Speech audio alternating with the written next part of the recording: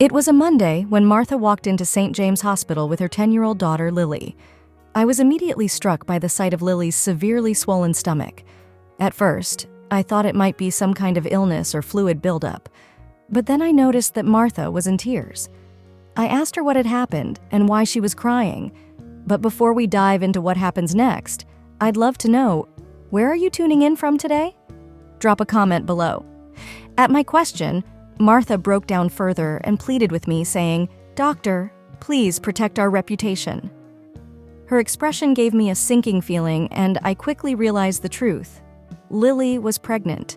Her mother was begging me to keep it a secret so no one would find out. I looked at Martha with sympathy and told her, "Let me do an ultrasound to check on her condition." But Martha shook her head quickly. "No need for an ultrasound, doctor. You can see it yourself. My little girl is pregnant. You're a doctor. You already know."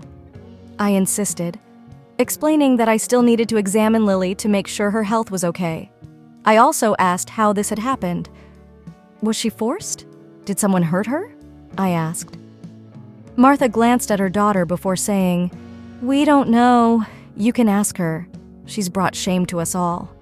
Her voice was full of frustration as she looked at Lily with a mixture of anger and disgust. Then she added, "If her father finds out, he'll kill me." I was confused. But how could your husband not have noticed? Lily's belly is clearly swollen by now. Martha wiped her tears and replied, "He thinks it's some kind of illness or fluid.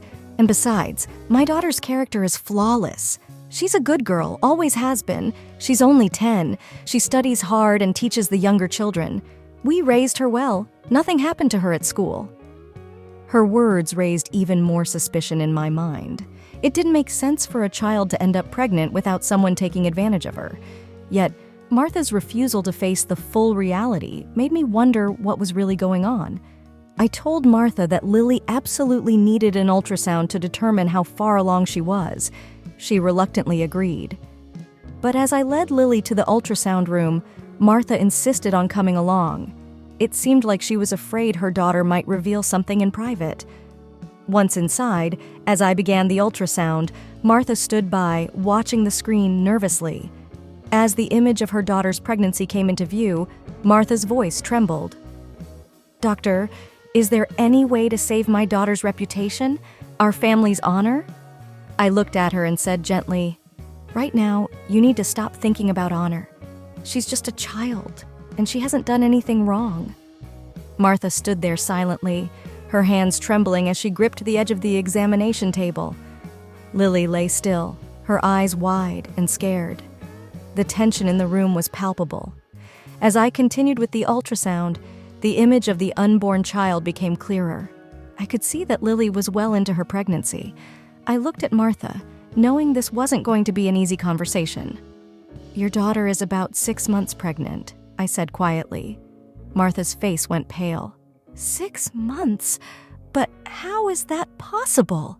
Her voice cracked as she spoke, her hands now shaking visibly. I took a deep breath. "Martha, this means she's been pregnant for a while. This couldn't have been missed. Someone must have known. She must have been in discomfort, or her body must have changed noticeably. You need to think back. Did something happen to her? Did someone take advantage of her?" Martha looked at Lily, who remained silent, her eyes fixed on the ceiling, as though she was trying to disappear from the room entirely. Martha's voice turned desperate. "We don't know. She never said anything. She's just a child, doctor. How could this happen to her?" I placed a hand gently on Lily's arm and asked, "Lily, can you tell me what happened? Is there someone who hurt you?" I kept my voice soft, trying to make her feel safe. For a moment, Lily's lips trembled as if she wanted to say something, but then she quickly glanced at her mother and closed her mouth again. The silence felt heavy. Martha's panic started to rise again. "Please, doctor, you have to understand. If my husband finds out, he'll never forgive me. He'll blame me for everything, and I can't."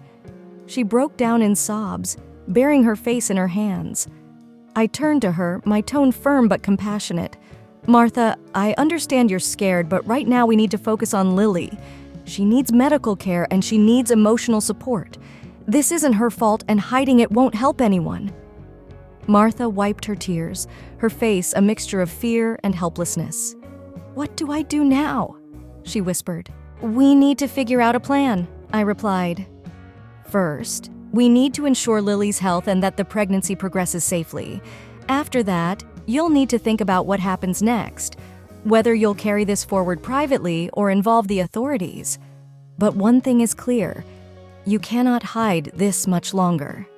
Martha nodded slowly, her eyes now fixed on her daughter, the reality sinking in. "But what about her future? What about school?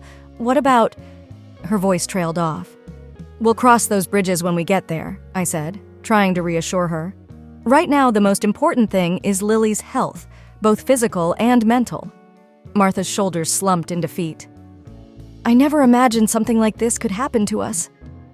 She turned to Lily and knelt beside her. "Sweetheart, please, tell us. How did this happen? Who hurt you?" For the first time since walking into the clinic, Lily's eyes filled with tears. She blinked rapidly, then whispered so faintly I almost couldn't hear her. "I didn't want to, but he said if I told anyone he'd hurt you, Mom." Martha's face twisted in confusion and fear. "Who?" she demanded. "Who did this to you?" Lily hesitated for a long moment before finally whispering a name. Martha gasped, stumbling backward in shock. "No, not him. It can't be." She sank to the floor, staring at Lily as if she couldn't believe what she had just heard.